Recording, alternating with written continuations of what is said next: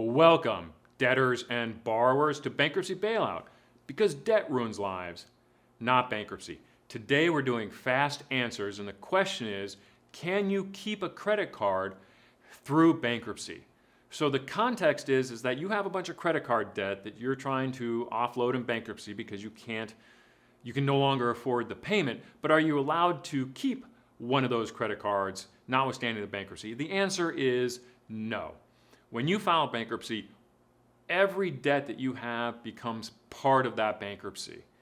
Even if you don't list the credit card, that credit card is still included in what we call the bankruptcy estate. And as a practical reality, even if the credit card has zero balance, the creditor or the lender, or I should say the underwriter, is going to find out about your bankruptcy anyway. All major creditors subscribe to services that let them know almost instantaneously when one of their customers has filed bankruptcy. I've seen this at work at Wells Fargo in that as soon as one of their customers files bankruptcy, before we're even done filing the case, the Wells Fargo computer system already knows you filed bankruptcy.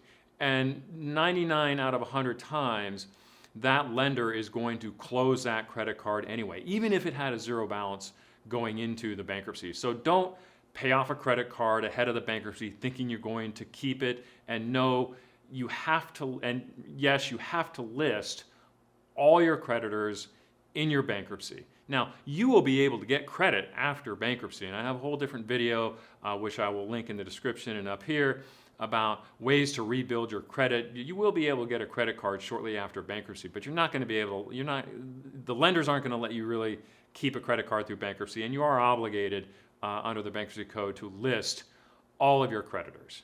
My name is Matt Burkus. I'm a bankruptcy and debt relief attorney based in Colorado. I offer free initial phone consultations to the residents of Colorado for the purposes of bankruptcy, and I offer student loan consultations to people around the nation for a nominal fee. Best of luck to you.